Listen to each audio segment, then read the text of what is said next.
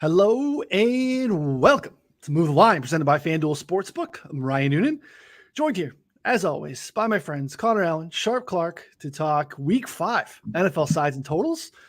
Connor, what's going on, buddy? How are we doing today? Never been better. Went to a nice little Circa event last night. Met some good people. Got to have a couple good drinks and learn about how to bet in a good way domestically without paying too much juice. So a lot of nice folks over there, and they gave me a little hat that I'll be representing today. Yeah, excited to have Circa here in Illinois. You're able to do that without having to climb up to Waukegan either, which is a win for multiple reasons. You don't have to make that drive, and Waukegan is if you've never been or never heard of it, you never have to go. Good for you. You're not missing anything by not having to make your way to Waukegan, Illinois. Clark, you have Circa there in Colorado as well. I know you'd like to take advantage of that. How are we doing today, buddy? Good. Yeah, I like your hat, Connor. I've been enjoying having Circa in Colorado since last year, and they ported over the same software this year, so now it's the same Las Vegas book, which is super nice. I was supposed to have a hat on today, specifically because I got absolutely boat raced by Clark. We went offline because I took a very strong stance on the Bengals last week, and Clark came back, pushed back on the show a little bit, and then we made a hat bet. I needed to wear fedora if the Bengals were to lose, and Clark was going to have a baseball cap, presumably a backwards baseball cap, maybe even were the discussions. He has a baseball cap. I didn't have a fedora. I felt like I don't even need a fedora. It's not a problem here. Turns out I needed a fedora in like the first quarter of the Bengals and Titans game. I was unable to land one between that game and today's show, but I will pay that debt for next week's show. I will be fedoraed up for that one to make sure I pay my dues. So it's not gonna be a good look, but I can't pull it off like Clark does. But he has a fedora on, which means he won last week, which is a good thing. We all had winning weeks there too. Connor, do you want to jump in and? Well, I'm saying though, because if Clark is another winning week and then you're wearing a fedora, that means we got two fedoras on stream. Like, what do I have to not wear a hat? Like, I feel like I normally wear a hat. I feel like I can't wear a hat. Or maybe we should all wear fedoras. It's like a little trio. As long as we keep all winning. Yeah, right. Whatever. Do you own a fedora, Connor? Do you have a fedora? I don't actually. I've been looking to expand my hat collection. I got a little sailor's hat though. Maybe I'll rock the sailor's hat. Okay. You could probably pull that off. Yeah. Pick that up at one of the many bachelor parties that I went to, so it's very stylish. Or bucket hat. Could roll with the bucket hat too. Yeah. I'm old. I was early in the bucket hat thing that went away and came. I don't know. Did that come back? I don't even know if that came back necessarily, but kind of. Fedora, different vibe. When I was shopping for fedoras, I saw bucket hats. I saw full on what I told Clark was the man in the yellow hat from the Curious George, like full on wide brim hats, which wasn't what we were trying to do here. A lot of ladies' hats, with floral arrangements on the top. Also not what we were trying to deliver. I wanted, for the integrity of the bet, I wanted to have a true fedora. So we'll do that to go onto Amazon or maybe make my way over to the mall and figure something out to be able to pay that. Because I would pay it off anyway. But and we'll get to the Bengals here in the show. But that was a quick L. So yeah. Anyway. 3 of us here every Wednesday, 4 p.m. Eastern on the 4for4 Bets YouTube channel. Should be able to find the podcast feed every Wednesday evening, so you can subscribe to both. You don't miss a show. Supporting this free content goes a long way in helping us out. It allows us to continue to bring you the very best content and tools in the industry. Take a quick second, share the video, hit us with a thumbs up, subscribe. We really, really appreciate that. If you're hanging out with us on YouTube, jump in the chat. Let us know what your favorite Week 5 look is currently on the board. Don't forget, there are 2 episodes every week. We also have the Prop Drop Show, which Connor, myself, and John Hyslop, Friday afternoons, 3 p.m. Eastern, as well, both in podcast and then live here on the 4for4 Bets YouTube channel. You want to get the official place? You got to get a betting sub. A betting subscription, you get everything on the sites, rankings, tools, projections, articles, everything we do. Get you in the Discord too. That's where the plays are pushed through. Originally, you could chat with people that are betting on anything that you could possibly bet on at all times of the day. We are also, prize picks, underdog, vivid picks. If you're in a non-legal state and that's the only way that you have access to, we have that channel, those channels as well too. Those are actually free. So you can get in there as well, even without the betting sub. But yeah, definitely want to take advantage of that. You can use promo code YouTube because we really want you to hang out with us on YouTube. Use the promo code YouTube and you get 25% off. We've also moved off of, now that we're week 5, we've already discounted the sub anyway. So a discounted sub plus the 25% off, we're getting into a very, very, very, very affordable price range for anybody. You know, your season-long team's starting to go sideways. Hey, but we bet all year. It's 0-0 every week. So you can start fresh. You don't have to worry about that. 4for4.com/plans. You can jump in the show notes here for more details. Before we jump into the specifics here of week 5, I want to get your guys' thoughts real quick off the top. I didn't prep you for this, but I feel like it's important to, we've kind of touched on it a little bit at the top of the shows last couple of weeks, but we are through 4 weeks, and it used to be kind of like a, quarter poll at that point, and then we have the extra game.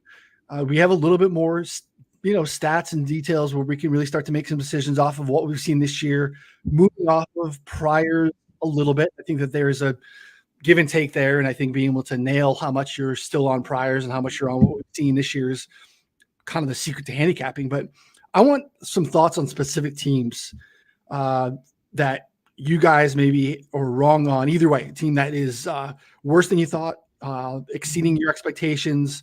Maybe for you, Clark, I know with modeling that maybe a team that's maybe seen the biggest adjustment in what you've done there in the preseason. And I'll start with you. Floor is yours. Anyone that you feel like you were really wildly off in terms of what we were in the preseason? At this point, I don't use any priors. I'm using only 2023 data at this point. I mean, there's some sort of softer things that you just, you know about these players, about these teams generally, but they're not factored in my numbers. Obviously, the biggest downgrade has been the Bengals.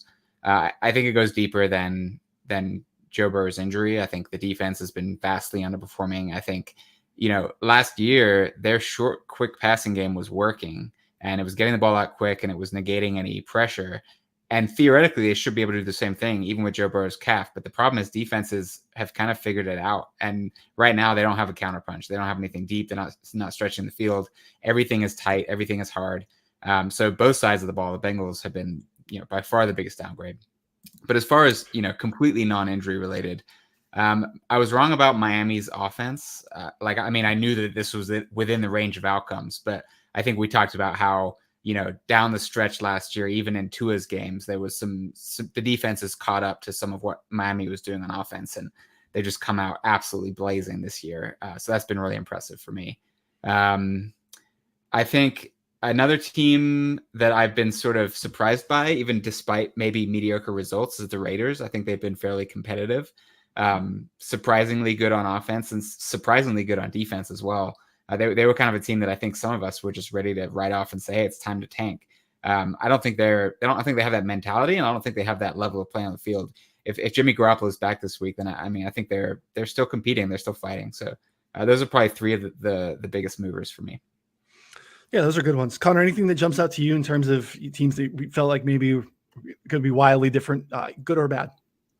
So I think Arizona was a one that has vastly outperformed my expectations. I mean, just like we had very low expectations for both offense and defense. Their offense has been pretty good. I think they're like top 10 in some metrics even, which is pretty crazy. But they've had good game plans. They played a couple of good defenses and been solid, and Josh Dobbs has delivered when needed to. The defense still has plenty of questions, but they're getting it done here. So I think that's an interesting one. 2 that I think we got, one kind of off the wall one that I think we got right that was really not talked about was the Houston Texans. We talked about the underrated possibility of them being like potentially good, like in our divisional preview and like kind of leading up the season.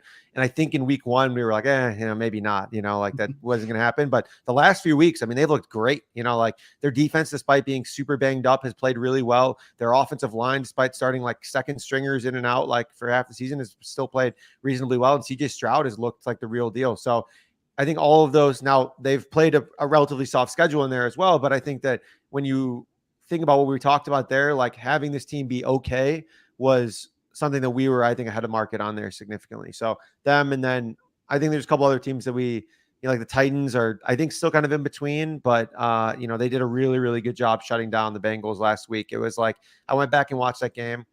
Tight man coverage on 3rd down and just blitzing and getting pressure on Burrow because he was a cupcake. Couldn't move. They had just no answer, like Clark said. So I think that the game planning edge, again, just stays with Vrabel. Like, it's just so, like, the coaching is just fantastic. Yeah. No, that's a good one. The Texans are a great one too, because they've been decimated on both sides and very competitive. Like, starting one offensive lineman that they were intending to start at the beginning of the season and playing really good football, massive injuries for the most part up the middle defensively. Look, you made a big trade. You not just getting CJ Stroud, but moving up and making that play with Arizona. Will Anderson Jr. is third in pass rusher win rate. Like, he's getting it done as well. So like, they're getting a lot out of those two guys. I believe that D'Amico Ryans, I saw enough in the preseason. That was kind of our thing too. That's a legit head coach. Guys like playing for him. You could tell they're creative. Bobby Slowick's been awesome with what they've been able to do. And I think CJ Stroud's been better than what we thought as well too. Can a defensive coordinator win coach of the year? Because what Raheem Morris is doing with the Rams is incredibly impressive. They are like middle of the pack to like bottom middle of the pack in almost everything. But still, I thought, I was, any chance I got to tell you how bad I thought the Rams defense was going to be, I took it, because I just think the talent is still not good and they've been competitive. Now, again, things get a little bit easier when Matthew Stafford's healthy and he's absolutely cooking. Sean McVay is getting stuff done. Now they're going to get Cooper Kupp back. So that offense is going to continue to fire. But I think what Raheem Morris has been able to do has been pretty awesome. I'm not sure that I'm not out all the way on the Rams not being very good, but their offense is going to be so good. They're going to be competitive. The Bucs are another one. They've been healthy-ish. Baker's been okay-ish. But someone's going to win that division. That was I guess a good win for them in New Orleans last week. So I think that's one too. And obviously the Bengals are, I just doubled down on priors last week and just said, I think the Bengals are going to be fine. And Ryan Tannehill is trash. And Vrabel shoved that down my throat and will make me wear a fedora for an hour next week. But yeah, that's an interesting process. I want to get your guys' thoughts to see. And I'd like to hear from Clark to hear, hey, I'm off of priors. I'm just on 2023 tape and what we had this year. So I think that's one other shout out that we didn't mention was the Colts. The Colts have been, I bet on their season win total under, and that was a bad bet. I may still cash. I doubt it, but they've looked really, really good. That whole division has just been I could see any one of those 4 teams win the division.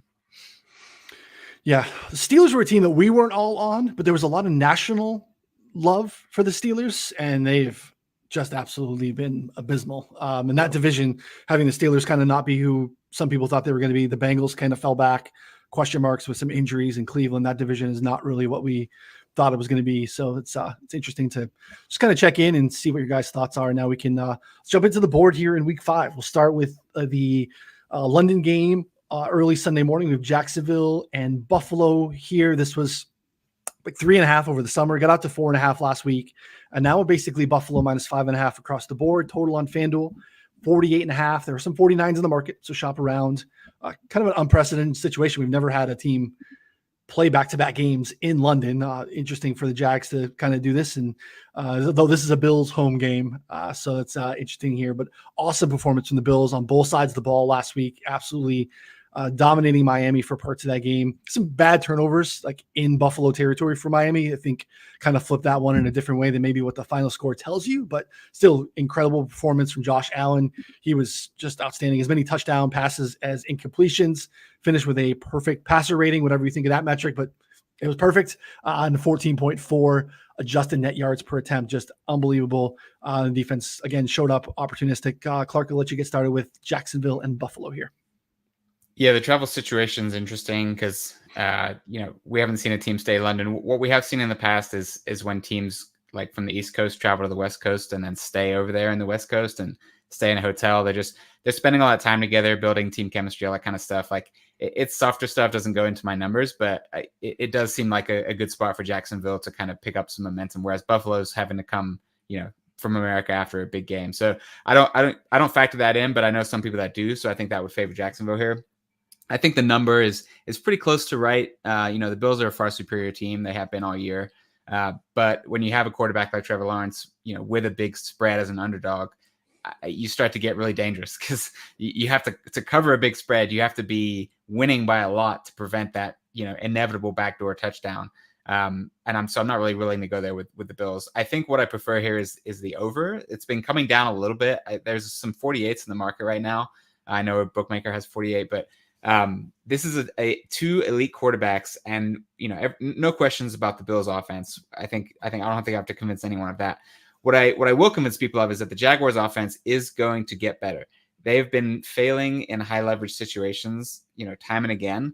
And I don't believe that that's random. I don't think that, high leverage performance is just variance, and so it's bound to get better. What I do believe is that certain types of high variance failures tend to get better. Things like accurate passes that are dropped by receivers, things like receivers catching passes with their toes on the white, things like that tend to actually improve versus like getting stuffed on 3rd and 2. Like that just means you don't have a good offensive line and good play calling. You don't trust your quarterback.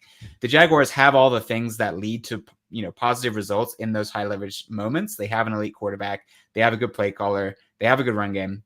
So I do believe that they're going to, start clicking eventually. This is a good spot for that with a Bills defense that might be a bit tough, might be a bit tired, and missing Tre'Davious White.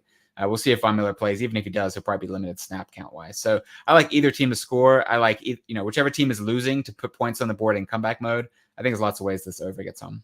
Interesting. Yeah, I don't hate that at all. Connor, any thoughts? You Jags get Cam Robinson back, I believe, this week too, which should be hopefully a boost to the offensive line because I think theoretically, I want to think that they have a good running game. They haven't been running the ball well so far this year. I think he might be 6 games. Is he? Wasn't he PEDs? I don't remember off the top of my head, honestly. I don't think so. Let me check. But yeah, go ahead, Connor. We can figure it out. Yeah. So I my biggest notes here was that basically this Jags defense, I think, was kind of an interesting matchup because they played pretty well against the Chiefs. They struggled like a lot against the Texans. They locked up the Falcons and then were just like okay against the Colts. So I don't know. I kind of dug into what they do. They play a ton of single like high looks, and Josh Allen dating back to last year. If we look at him against single high looks, completed 70% of his passes, 8.5 yards per attempt. So really, I don't think that there's anything to worry about there specifically for this matchup for this like Jags team here. The Jags also play a ton of like heavy boxes, which is like they're one of the highest in the league in heavy boxes, which in my mind means that Buffalo is just not going to try and run the ball into that. Like Josh Allen's just probably going to check out of that a lot, probably throw the ball. So I think we're probably going to see a lot fewer runs here, a lot more passes, which I think kind of lends to Clark's point towards the over. Like if we get more passing volume, definitely helps kind of what's going to happen here. And then another side too, Buffalo defense going to be without Tre'Davious White.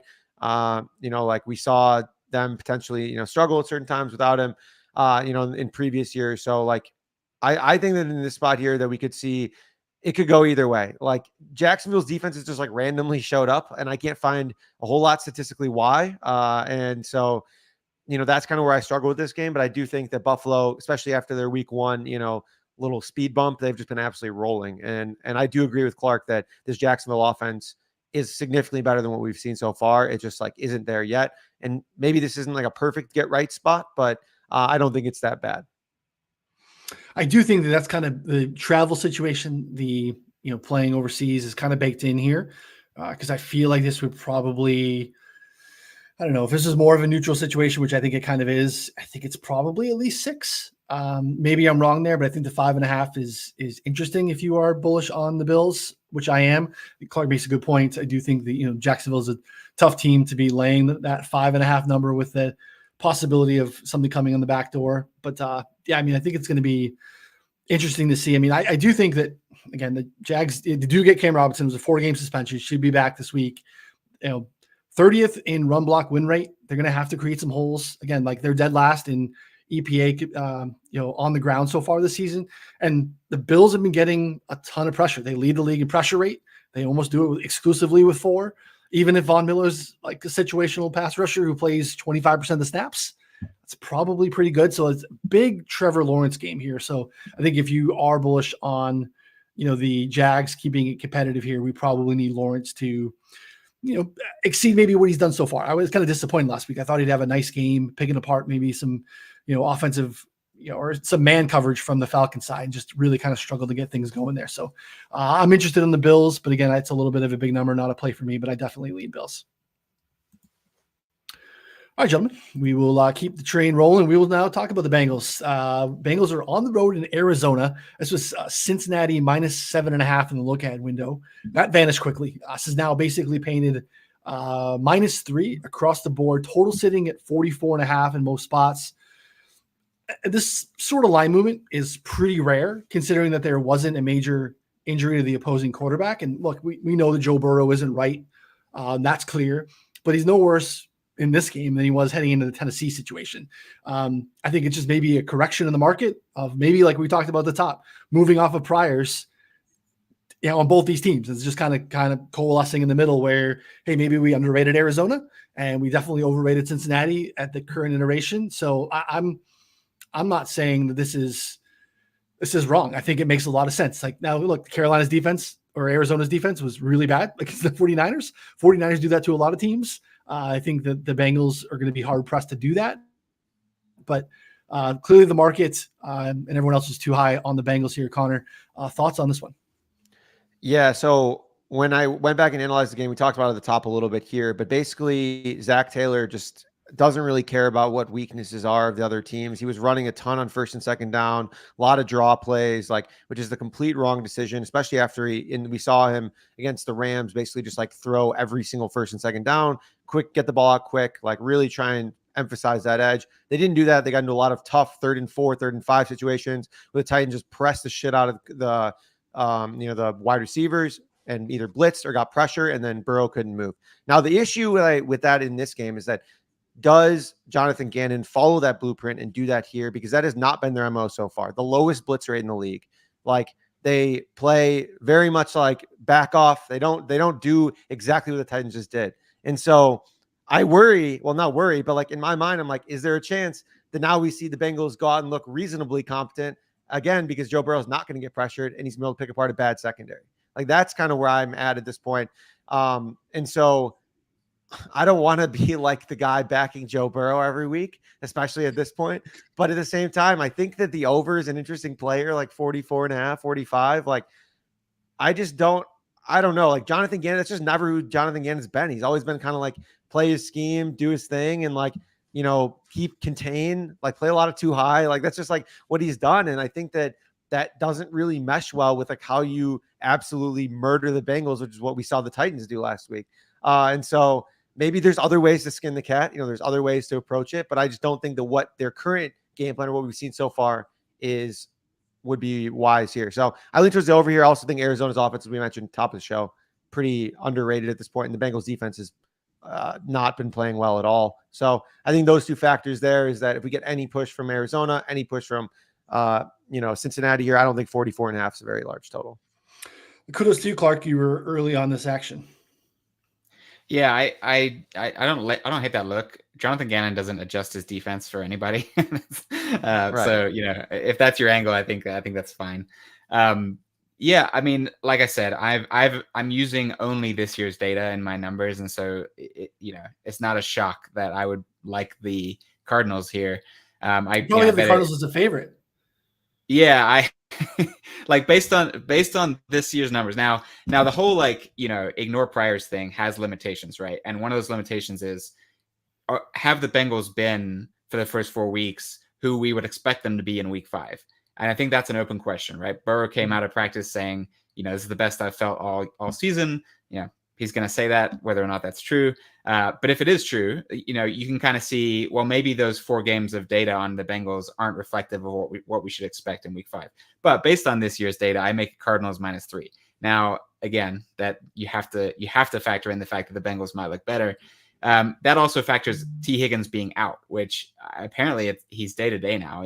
Coming out of that game, I thought his injury was serious enough to, say he's not playing next week. If he plays, if Burrow's healthy, obviously that number's wrong.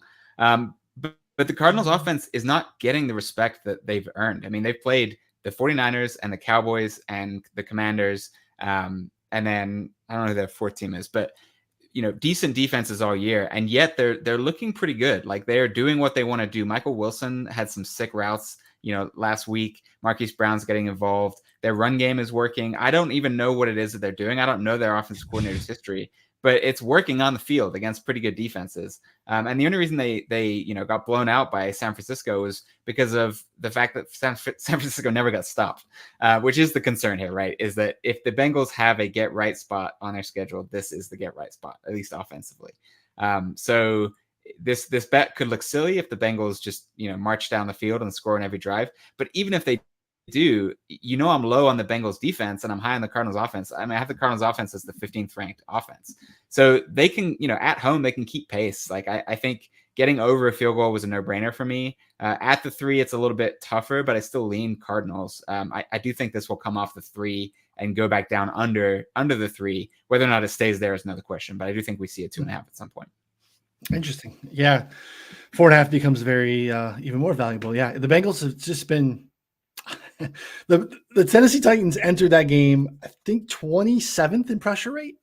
So it was like, man, like they can't even really take advantage of a stiff Burrow back there, and they absolutely did. So to Connor's point, like, do we see a pivot? Does Jonathan Gannon do something different than he typically does? I think they'd be wise to do so. I think it'd be maybe foolish to assume rational coaching based off of what we've seen him do historically. So it's been bad. I mean, they have no run game to speak of. They're 31st in total rushing yards right now. That doesn't help. It's more than Burrow's injury. I think, like you said, the defense has been a problem as well. They have not been able to get off the field, and they can't get to the red zone. They are not converting to the red zone. They have, through 4 weeks, only 6 Bengals drives have made it to the red zone. Only Pittsburgh has fewer. Pittsburgh has 5. They're dead last in yards per drive, points per drive. Like the Bengals, and I know Burrow's not well, but this is like, I don't think that this can be this bad. So I'm optimistic. It doesn't mean I'm backing the Bengals. I think I would love to have the 4.5 that Clark jumped on. I think that was a really good number. And Dobbs has been legit. Like Dobbs is part of what's been happening here. He's 8th in adjusted completion percentage, 78.3%. He's 11th in adjusted net yards per attempt. It's been really good. He's not taking sacks. He has not turned the ball over, no picks, and he's creating with his legs. Last couple of games, he's been putting up some like gaudy rushing numbers. So yeah, I mean, like he's just taking advantage of this opportunity. They're getting it done. They're exceeding expectations, and totally like just nothing to prove kind of year for them, which is going to be very interesting to see how the next couple of weeks go out. But yeah, I mean, to me, still at 3.5, it's probably Cards. And I have been a pro Burrow, pro Bengals guy for sure over the last couple of years. So yeah, this is it's going to be an interesting to watch. Definitely maybe a resetting. And again, it might be in the same spot next week. It's like, all right, if the Bengals look competent, it's like, oh yeah, they did it against the Cardinals. Like, right, it's going to be really hard to move forward on Bengals stuff for another couple of weeks. But yeah, it should be a game I did not think we'd be talking about in week 4 would be a Cincinnati Arizona game, but here we are. It's hilarious because you think like heading into the season that the Cardinals are going to be in a great spot to have like such good draft picks for next year, and you have the Texans like crushing, and then you have like the Cardinals playing reasonably well. I mean, they're going to win some other games that they shouldn't, just like they did before. So like, I mean, and then where do you go from there? Because does Josh Dobbs your guy? Like they're gonna have a very interesting offseason. It's just something that comes to my mind where it's like, whereas the Bears are actually in a reasonably good position to actually make some moves. Bears are in a great spot. It'll be something we can talk about in the future. Oh yeah, I mean, can't get much better than Caleb and Marvin Harrison Jr. if that the season ended today. Good run out for Chicago for sure. All right, next we have Kansas City on the road in Minnesota. So this is Minnesota +6 in the look-ahead window, reopened at that number and has been steadily dropping. Now on FanDuel, it's Minnesota +4, 4.5 out there as well. So you could shop. You could shop the total too. Looks like FanDuel 52.5. There are 51.5. There are 53.5. So take a look if you have a lean. Again, kicking around in between key numbers there between 51 and 54, but definitely worth a look. Clark, you jumped in early on this one as well. Floor here is yours on Kansas City, Minnesota. Yeah, there are angles on both sides of this game that I think are interesting. The obvious one is Minnesota's the most blitz-heavy team in the NFL, and it's Patrick Mahomes. Throughout his entire career, blitzing Mahomes has been death for the defense. He's just eviscerated every blitz he's faced. I think that's probably still true, and I think that Andy Reid and him are smart enough to figure out how to attack this defense. But his lack of trust in wide receivers, I think, would give me a little bit of pause and leaning too heavily in that angle, because that is one of the ways that he's really burned blitzing teams is by getting his receivers the ball. He doesn't seem to trust his receivers much. Most of the passes to receivers against the Jets were sweeps or easy throws. Like he's not really trusting. Sometimes like when he scrambles around long enough, someone finally gets open and he'll throw it downfield, but it's causing this Chiefs offense some problems. On the other side of the ball, I think I'm optimistic about the Vikings offense still. I think these fumbles, these mistakes, they're not things that tend to sustain. It's very frustrating when you are sort of a regression-based bettor and then things that shouldn't happen again. But that doesn't mean you should change the way, like numbers are numbers, statistics. They do normalize these types of things. So I think the Vikings offense should be able to kind of trade punch for punch for most of this game, especially at home. Their offensive line appears to be getting healthier. I saw Garrett Bradbury, I think, was limited today. That's an injury to watch. If he's playing, then that Vikings offensive line is back to full strength for the first time, and that's optimistic. I would say, hey, look, I like both offenses. Let's play the over, but 53 is a big number. So many ways that can go south. It's just not I don't love playing overs in high total games because there's just, one long methodical drive and then a failed fourth down conversion, and an eighth of the game has disappeared with no points, right? And it really crunches that window. So I like the Vikings in this one because when the game is projected to be offensive on both sides, I like taking the points when it's over a field goal because there's just a lot of ways that end game scenarios favor the underdog in those situations, kind of like we talked about with the Bills and the Jags. But in this case, I actually do like the underdogs. Yeah, Connor, this is going to be interesting. I mean, I think a lot of pass attempts here because we have two of the top heavy pass rate over expectation teams. Minnesota's actually been pretty good from a pass protection standpoint. If they do get some of the offensive linemen back, that could help a little bit too. Kansas City's actually been really good getting pressure. They're third in pressure rate so far this season, just a tick under 30% of the dropbacks. So pressure on both sides, because obviously to Clark's points, the blitz versus Mahomes thing is definitely a huge part of the handicap here. Yeah, I dug into that a little bit more here because specifically it's a lot of like zone blitzes. So last year, and last year he had like a 64% completion rate, 9 yards per attempt, but 2 touchdowns and 3 interceptions. So it's like pretty uneven. If you go back to his actually played one game against the Brian Flores defense, I believe it was 2021, something like that. So in that game, it was like almost identical to what I looked at, prior. It was 393 passing yards, 2 touchdowns, but 3 picks. So it's like, when, he's able to get a big play, like he's absolutely ripping them, like when they don't get home, basically. But when they do get home, like it causes a little bit of uncertainty. And I think that's okay. I think that's fine. It's just like going to create a pretty wild game, I think. And then on the other side of the ball here, specifically, the Chiefs play a top 5 rated man coverage. Kirk Cousins last year had massive man versus zone splits, but those got fixed after like halfway through the year. This season, we're seeing him absolutely crush against man. 67% completion rate, 9.7 yards per attempt. Now he's getting Garrett Bradbury back, which will help against Chris Jones. So, yeah, I think that my play on this, I was kind of struggling to play it because I do agree the total's a little high. Minnesota team total, 23.5 on the over there. I think is a pretty good look under the 24. That's probably how I would approach it because I do agree, like, I think that this game could go well over total, but I feel pretty good on Minnesota getting like 24, 26, 27 range. Yeah, and obviously to go along with the Kirk Cousins stuff is Justin Jefferson against man has been like really, really good too. So again, like even the teams now that are like man heavy, the Cowboys play more man than anyone. They're still playing more zone than they're playing anything else. So like it is very skewed to zone defense in the league. The interesting stuff in Flores, a lot of his Miami blitz heavy stuff was with man in the back.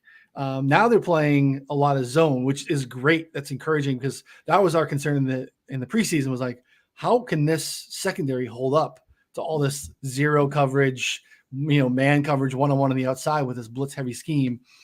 But the zone stuff is very interesting. Now, when they do it, you're getting, they're not getting home, which is still a problem. So they've blitzed on 57% of the defensive snaps, which again leads the league very high. They're 30th in blitz success rate and 29th overall in pressure rate at just 17%. That is problematic with Mahomes because either way, even though you're zoned in the back, like he's going to still have options to get there. And now they're doing it with a lot of single high looks too. So yeah, they're in zone, but single high has been really good for Mahomes too. So that stuff makes me a little bit nervous on the Minnesota side as well. But I think that the process there is good, Clark. And again, I think part of it is, and I think it's part of your handicap is, does he have beaters on the outside? I don't feel like he trusts them necessarily. I don't know that he knows who that guy is right now. So it can be a lot of stuff quick and underneath. It could be a good Kelsey game where because they're sitting back in zone where you could get some of the stuff that's low and underneath. Maybe the running backs as well in the receiving game could be a part of it too. But yeah, I mean, I'm with you guys. The total feels high, but probably would be my lean. But yeah, like Clark said, it's one long drive that doesn't convert, and all of a sudden you're working uphill for the rest of the game. So could be an interesting one to watch for sure. Want to see the Minnesota offensive line injury report here too, because I think that's really impactful. I do think that Rashee Rice is. Sorry, go for it. I was just going to say the single high stuff was more of a problem in the parts of Mahomes' career when he had a receiver he trusted, namely Tyreek Hill. But even the secondary receivers he's had over the years have been better, at least to the 4 weeks to date, than he's had this year. So a lot of Kelsey, a lot of running backs. We'll see. What you got, Connor? I was going to say that I like the emergence of Rashee Rice because I think he's kind of giving him that like actually go-to option, especially down the road. Maybe it's not this week, but like further down in the season, I think when we have a fully healthy Travis Kelce running all the routes, we have Rashee Rice. We probably have MBS just running like cardio on the outside most of the time, but like, that's okay. You kind of need a clear out guy anyway. So, but having a couple of good underneath options there and maybe getting McKinnon more involved we could see this Chiefs offense, I think, go back to what we've seen in previous years. Maybe not full on with Tyreek Hill, but like I could see them being a little bit more competent than, I feel like they've been just okay so far. Like Clark's been saying, like there's not anyone dependable like Sky Moore and everyone else has not been playing very well, I don't think. Yeah. There's no guy to support Kelsey along with what he was doing. Like at least last year, like for whatever you want to say about Juju, like there was some really good Juju weeks, and he was at least like a safety net in the slot, and they had some good weeks together. But yeah, they don't even have that right now. So yeah, interesting to see. All right, next we have Philly on the road in LA against the Rams. This is pretty much held steady. Rams plus 4.5. Total's been on the move though. Came back out Sunday night, 46.5. Steamed out to 50.5 basically across the board. Clark, you were on this as well. I'll let you talk about the Eagles and the Rams. Yeah, I agree with the move on the total. The Eagles offense has been figuring things out the last few weeks in a way that I've really enjoyed watching. Last year, they have really, really good play calling by Shane Steichen. And this year early on, I haven't really seen that. There's been some dysfunction. There's been some hesitation, some lack of, calling the right plays at the right time, not really setting things up in a holistic way. Against Washington, I started to see that click. I started to see, the same kinds of routes like that, the touchdown to AJ Brown where, he runs like he's running a go route and then kind of cuts in at the last second and the ball is just kind of falling into the middle of the field. And then he has that catch where the room is in front of him. Reminds me of what Tyreek Hill did a lot in Kansas City. And he scores a touchdown, big explosive play. They haven't been doing that. And what that does is it forces defensive backs to account for the deep plays to AJ Brown and Devonta Smith. And so then what they set up is, AJ Brown running full speed and then, running a curl eight yards down the field. And Hurts hits him on the money because he's got time for that short of a route to develop every time. And then the defender comes and tackles AJ Brown. No big deal. They got 2nd and 2. And when you're the Eagles and you have 2nd and 2, your conversion rate for a first down is extremely, extremely high. And so I think if they can keep doing things like that, those kinds of systems that build on themselves, then I'm very optimistic about this offense. But Matthew Stafford's been playing really well. The Rams offense has been playing lights out. They haven't dropped off without Cooper Kupp. I'm skeptical that he plays this week, but he wants to play. That's fairly optimistic. So I do see points on both sides here. The Eagles defense hasn't really been very imposing, especially for kind of gunslinger quarterbacks that are willing to test downfield. We saw Sam Howell do it, and we saw Kirk Cousins do it, right? So quarterbacks that have the ability to throw downfield are the ones that have caused them the problems. Stafford can do that. So I agree with the move on the over. I do think, again, the points is a little much to give a really good offense at home. But the Eagles have also been playing really well offensively. So they can totally, drain the life out of this game in the second half and prevent a backdoor cover or prevent a comeback if they build a big lead. So I lean the Rams, at the current number, but I wouldn't want to play it much closer to 3. Yeah, I'm with you. I agree that this team on the total makes sense. I think their way to still get into it, if you were interested, would be a first half over. That's been something that's worked very well for the Eagles. Did last year. Now that I think that they're finding their footing a little bit, I think that makes some sense. And we've seen an interesting approach, and maybe they need to do it the whole game because the Rams took their foot off the gas last week against the Colts, and it almost cost them. They came out, they played very fast, they ran a bunch of no huddle, and they jumped out to a big lead, 20-zip. And then in the second half, there was almost none of that. They played conservatively. They tried to hold on to the lead and then almost didn't, right? It took them to overtime and they had to go out and win it again in overtime. So if you missed the total and you didn't get in early, I think maybe a first half look would be interesting. Connor, any thoughts here on Philly and the Rams? Yeah, the Rams defense, interestingly enough, so they lead the league in light box rate so far, 74%. And in too high shell rate, 77%. In those situations so far, Jalen Hurts, 71% completion rate. But my biggest takeaway here is the running game because the Eagles running game leads the league in yards per carry against light boxes. And which obviously makes perfect sense. You know, like they have a dominant rush offensive line. DeAndre Swift has looked super explosive. He looks dominant. I mean, arguably the best I think he's looked in his career at this point. And so they're adding, I think it's 2.2 yards before contact, like so far against light boxes, which is like insane. So if you're going to get that 70% of the time, I mean, it's not the prop show, but it's something that I got on my list for sure, because I think that they're going to be able to have a great day on the ground. And then, like you said, I think the Rams are probably going to have plenty of success throwing the ball to keep up. I don't think they're going to be able to run the ball very well. You know, we talked about it last week. I think the Eagles run defense continues to play pretty well. And then their pass defense has a couple more questions, and the Rams running offense has not been very efficient to date. You know, they've had a lot of yards, but like took Kyren Williams 25 plus carries to get like 104 yards. So, you know, I don't really think that that's very representative. So I think we're going to see a lot of passing here, which I think, again, probably lends towards the over as well. The total, though, is tough. I mean, what did you see for that first half number? Like, I haven't looked. It's so you're probably 24 and a half, 20, maybe 26 and a half. I haven't looked at it. Yeah, 24 and a half. Yeah. Okay. I mean, it's interesting to me. Yeah.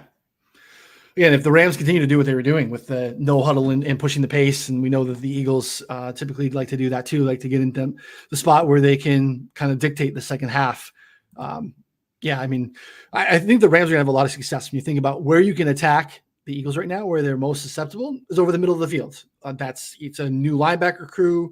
Those linebackers are injured. It's the backups for a new linebacker crew. They've had a ton of injuries at slot corner, at safety. The Rams throw over the middle, the second highest rate in the league. They're winning there, and I think you're going to see them continue to win there and continue to attack there, whether or not Cooper Kupp's in this game. Now, even if it's limited Cooper Kupp, that's also, you know, more exciting for the Rams offense, which I think, you know, why there's optimism and reason for upside here. So interesting spot for the Eagles because they're 4-0, and no one's like, we're not buzzing about the Eagles. It's like 4-0, it look really good. It's like really good spot to be. Again, they haven't really, you know, had to beat anyone of substance really yet, but good spot to be in where you can, you know, just kind of get off to hey, we're just going to go, you know, 4-0 to start the season, and then we'll figure out the rest of it. New OC, new defensive coordinator. So yeah, it's definitely an interesting spot for them. And I think they're going to be in the mix here again. So yeah, Clark's numbers continue to hate the Eagles. And you know, this is the Bengals of last year for Clark, who looks, you know, he looks right this year for sure. Right. I mean, the anti-Bengals takes are looking pretty strong. Yeah, I'm also 2-1 against the spread fading Philadelphia. So it's not really costing me much, or it's making me money right now. Take it, buddy. All right, last one.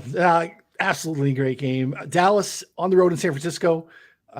We've had a few little duds last week too. Primetime spots. Thursday night was a dud. Monday night was a dud outside of Devin Witherspoon. But that will not be the case here. San Francisco -3.5 in most spots. Total up to 45. Obviously a rematch from last year's divisional round matchup. And again, two of the best three teams in the NFC. A lot of strength on strength here. Both offenses top 3 in yards per drive, percent of drives that end in a score. Both defenses top 10 in basically every meaningful metric.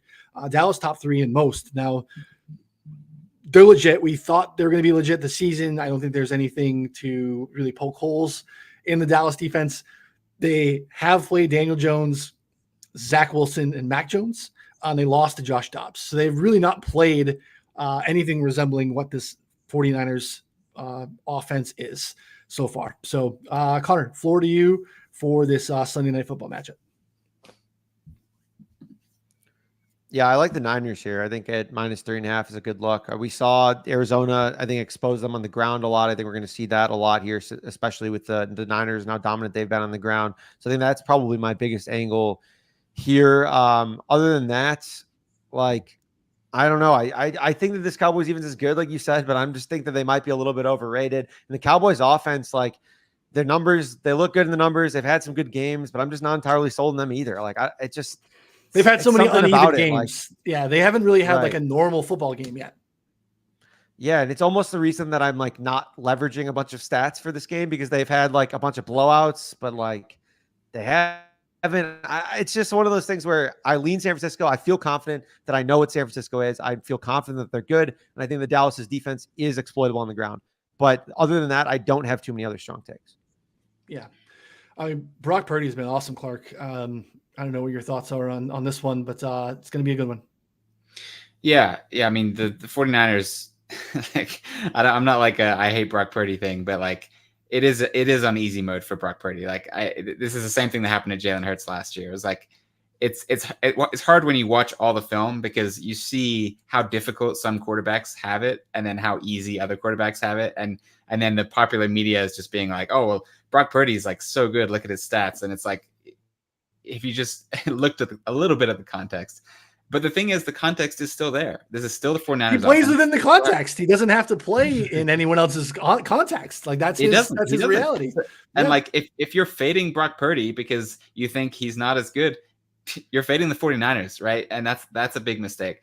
Yeah. I think the number here is right on. I think I make it like 3.36. So, I'm not really seeing an edge. The 49ers are a better team. They're playing at home, but the Cowboys are a very good team too. And like sure, their game scripts have been wonky, but like their game scripts have been wonky because they moved the ball at will down the field against the Jets defense. They moved the ball at will against the Patriots defense. Granted, the Patriots lost some players in that game, but they've done their jobs, right? The problem with both of these teams is I don't think that they're good. The way that their offense runs is going to lend itself to success between the 20s, but struggles in the red zone against a good defense. And both of these teams have very good defenses. So unsurprisingly, what I like in this game is the under, because I think, the defenses are just going to dominate these games and it's going to be one of those punt games. That's not what I think. I think it's going to be one of those games that only has, like 7 or 8 offensive drives each and a couple field goals on those drives, really brings the pace of the game down. And so that's what I think is going to happen. I think it's going to be, a battle. Whoever's winning at the end will be able to grind out clock and really kill time and kind of end it. But I just don't see any explosive plays. I mean, there may be a few, but like, I don't see either team kind of running up the score here. So I like the under. I like both offenses to have some success, but I think red zone performance is going to be difficult and hard to come by in this one. We've seen that the last 2 matchups with these teams have been kind of lower scoring. Again, you want to draw too much off of it, but there's a lot of overlap from those rosters. Now, the first one is a Jimmy G team that was late in December, and I think that was like both teams are under 20. Niners won that one. Same thing with the playoff game last year.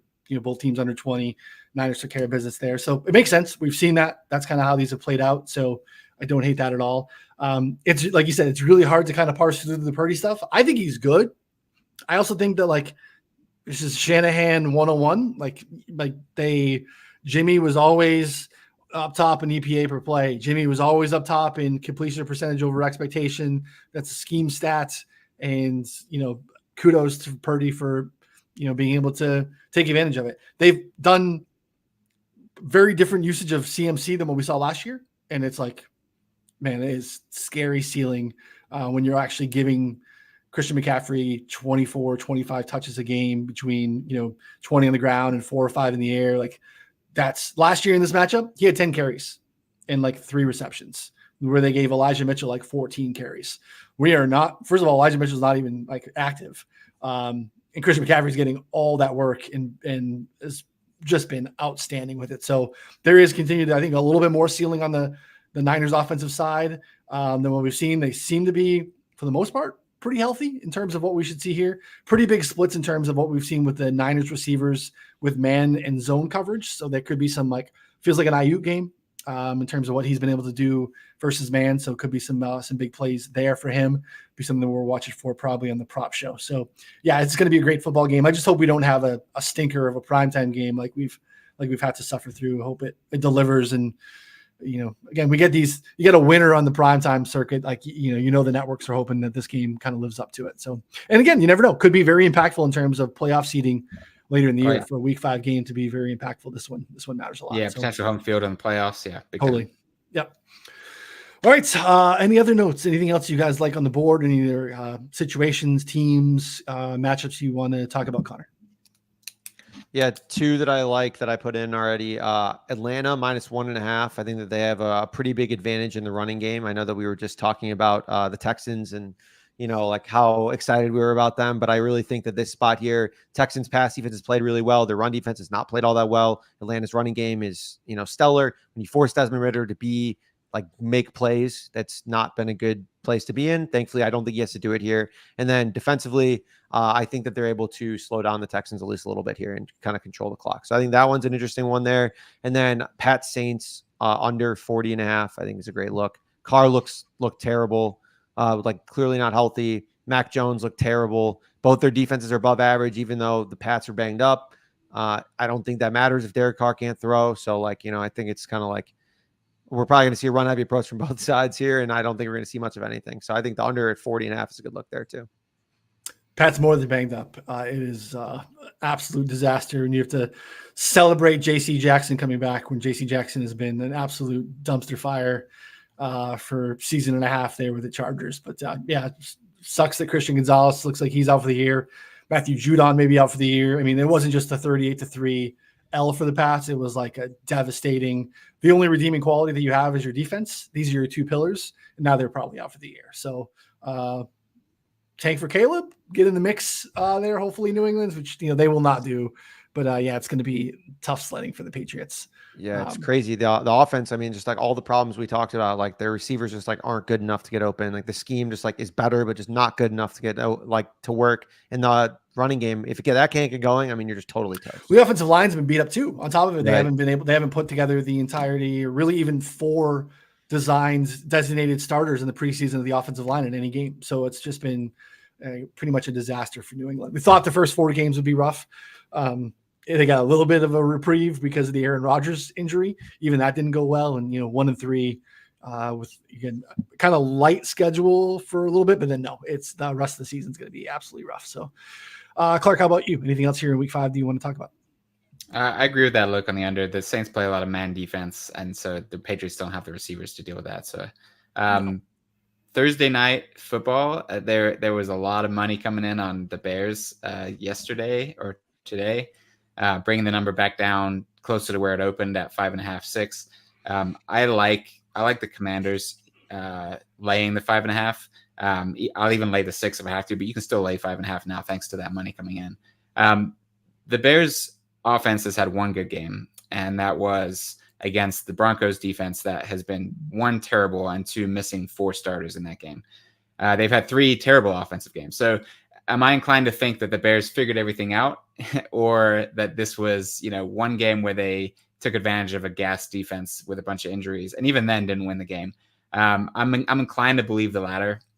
And the Washington offense is the prototypical, do well against bad defenses kind of offense, right? They want to run the ball. Sam Howell wants to sit in the pocket and pick you apart downfield. That doesn't work when the defense can get home on Sam Howell and the defense can stop the run. The Bears can do neither. This is one-way action for me on the Commanders. I expect this to be an ugly game, one-sided. Yeah, I think that 5.5 is very appealing there too. I'm with you. They didn't figure anything out necessarily. I think it's still an absolute disaster. Question in the chat. Do you guys have a favorite? Who's betting the Bears? Oh, I don't know. Oh, there's some serious money on the Bears. It flooded in. Yeah, but who? Who in their fucking right mind is I'm going to confidently lay it on the Bears? I mean, Jesus. Yeah, I mean, Commanders coming off a late overtime game loss against a division rival on a short week. Bears offense figured it out last week. I understand the angles. Laying 6.5 with Sam Howell. Yeah, but that's why I like it. Here's the problem: they get no pressure. That's the bugaboo for Sam Howell is you're able to collapse the pocket and get pressure on him. The Bears can't do that.